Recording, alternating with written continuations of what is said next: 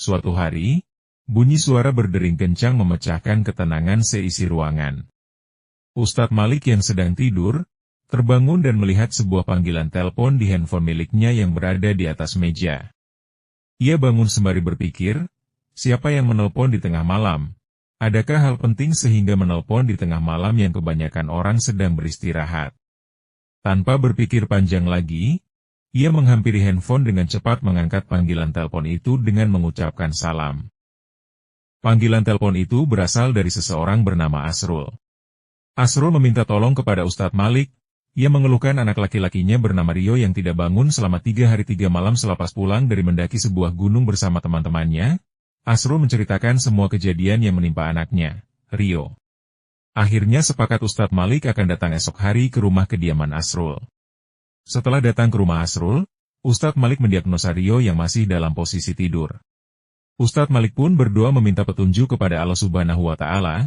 Tidak berselang lama, tiba-tiba Ustadz Malik berada di dimensi lain yang diyakini itu adalah alam jiwa Rio. Ia berusaha mencari keberadaan Rio dengan tawakal penuh kepada Allah. Sekelebat muncul sosok dari belakang yang sedang mengawasi. Dengan keyakinan penuh Ustadz Malik berusaha untuk tetap tenang dan tidak panik.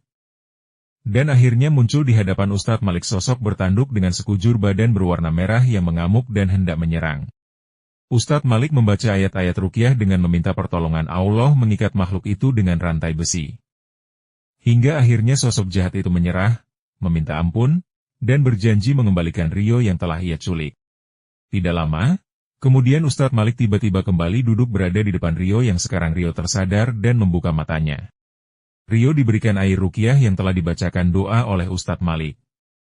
Dan diberikan nasihat agar berdoa terlebih dahulu ketika hendak ingin keluar rumah, memohon keselamatan di perjalanan. Dan tidak lupa memberikan saran agar ke depan bisa memperhatikan dan meningkatkan ibadah kepada Allah Subhanahu wa Ta'ala. Keesokan harinya, Asrul menelpon kembali, mengucapkan banyak terima kasih atas bantuan Ustadz Malik.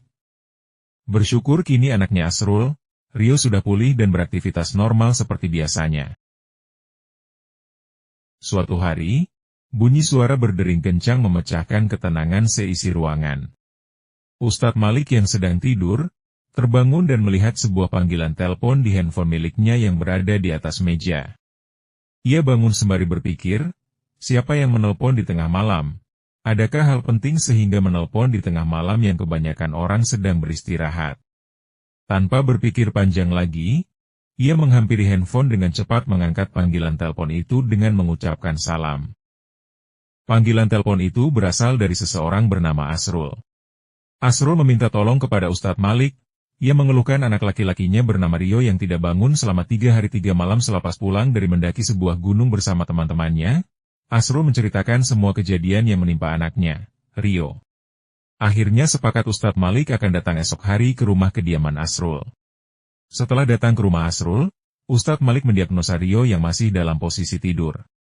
Ustadz Malik pun berdoa meminta petunjuk kepada Allah Subhanahu wa Ta'ala. Tidak berselang lama, tiba-tiba Ustadz Malik berada di dimensi lain yang diyakini itu adalah alam jiwa Rio. Ia berusaha mencari keberadaan Rio dengan tawakal penuh kepada Allah. Sekelebat muncul sosok dari belakang yang sedang mengawasi. Dengan keyakinan penuh Ustadz Malik berusaha untuk tetap tenang dan tidak panik. Dan akhirnya muncul di hadapan Ustadz Malik sosok bertanduk dengan sekujur badan berwarna merah yang mengamuk dan hendak menyerang.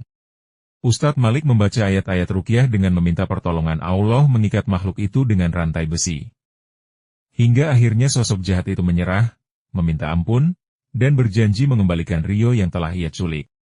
Tidak lama, kemudian Ustadz Malik tiba-tiba kembali duduk berada di depan Rio yang sekarang Rio tersadar dan membuka matanya. Rio diberikan air ruqyah yang telah dibacakan doa oleh Ustadz Malik. Dan diberikan nasihat agar berdoa terlebih dahulu ketika hendak ingin keluar rumah, memohon keselamatan di perjalanan.